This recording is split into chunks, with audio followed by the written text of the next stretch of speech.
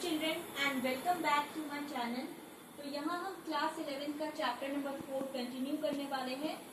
पिछले वीडियो में हमने बात करी थी इंडिगो अपराइजिंग और डेक्कन राइट्स के बारे में, और आज का हमारा टॉपिक है मुंडा अपराइजिंग। ये टॉपिक बहुत इम्पोर्टेंट है आपके एग्जाम्स के लिए। सो देखते हैं कि ये मुंडा कौन थे।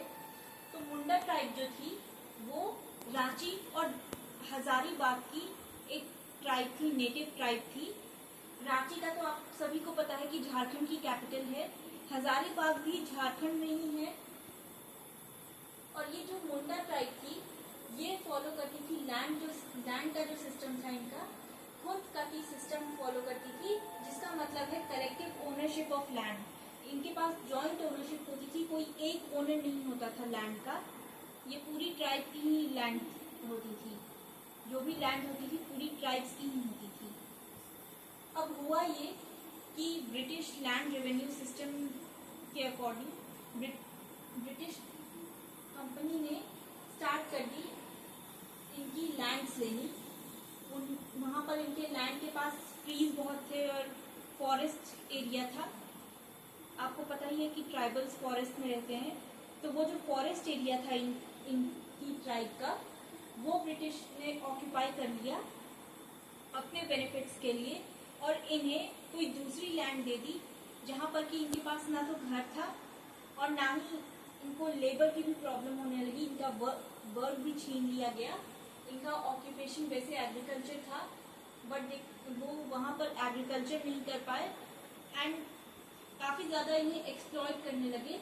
जमींदार, ब्रिटिश ऑफिसर्स सब मिल करके, मनी लेंडर्स, सबके सब एक्सप्लॉइट करने लगे इन्हें।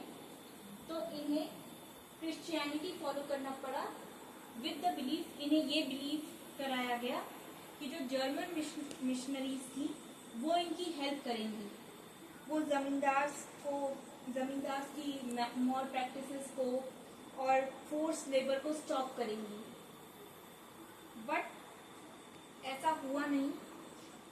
एक्चुअली 1857 में जर्मन मिशन में, रांची के जो जर्मन मिशन थे, उन्होंने सिंपैथी एक्सप्रेस करी थी इनके प्रति, लेकिन जमींदार ने वहां पर अटैक कर दिया था। सो इनके साथ बहुत ज़्यादा प्रॉब्लम होने लगी थी, और क्रिश्चियंस जो थे वो इन्हें क्रिश्चियनिटी में कन्वर्ट करना चाहते थे, उनका एजेंडा बन गया था। उसके बाद इन्होंने काफ़ी प्रोटेस्ट किया कॉलोनियल ऑफिसर्स, एजेंट्स और लोकल जमींदार के अगेंस्ट, और वो सारे भी क्लोज आ गए थे इनके अगेंस्ट प्रोटेस्ट करने के लिए। और मुंडास के जो लीडर थे उनका नाम था बिरसा मुंडा। इनकी भी स्टोरी काफ़ी इंटरेस्टिंग है कि इन्हें जब बचपन में इन्हें क्रिश्चियन स्कूल में, क्रिश्चियन मिशनरी स्कूल में एडमिशन लेना था, जिसके लिए इन्हें क्रिश्चियनिटी में कन्वर्ट होना पड़ा। बट जब ये समझ गए कि क्रिश्चियन का क्या मोटिव है, इन्होंने वहाँ से वो स्कूल छोड़ दिया एंड प्रोटेस्ट में शामिल हो गए। ये प्रोटेस्ट के लीडर बन गए, मुंडा अपराइजिंग के लीडर बन गए बिरसा मुंडा।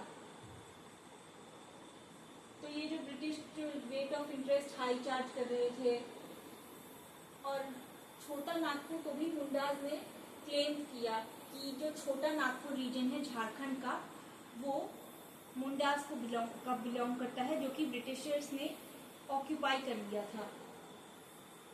तो बिरसा मुंडा ने रिवोल्ट किया अगेंस्ट द ब्रिटिश अथॉरिटी, और इन्हें 1895 में अरेस्ट कर लिया गया।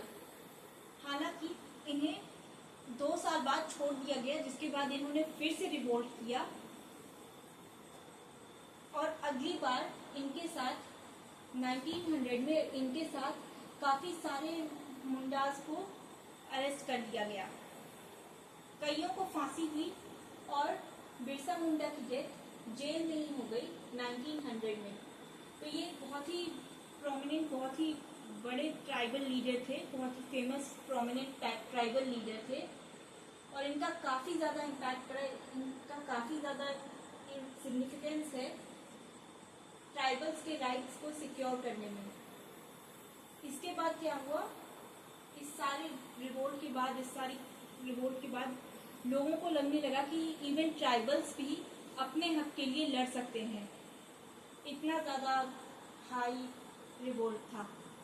इसके बाद खून खाती सिस्टम को रिकॉग्निशन मिल गया ऑफिशियली, और छोटा इसके बिरसा मुंडा के कुछ साल की डेथ के कुछ साल बाद छोटा नागपुर टेनेंसी एक्ट इंट्रोड्यूस किया गया, जो कि नॉन ट्राइबल्स को ट्राइबल की लैंड ऑक्यूपाई करने से रिस्ट्रिक्ट करता है। सो ये था, this was all about the Munda uprising, और इसी के साथ हमारा चैप्टर नंबर 4 खत्म होता है। नेक्स्ट वीडियो में हम मूव करेंगे वर्ल्ड हिस्ट्री की तरफ एंड देखेंगे हमारा अगला चैप्टर। सो तब तक के लिए बाय बाय।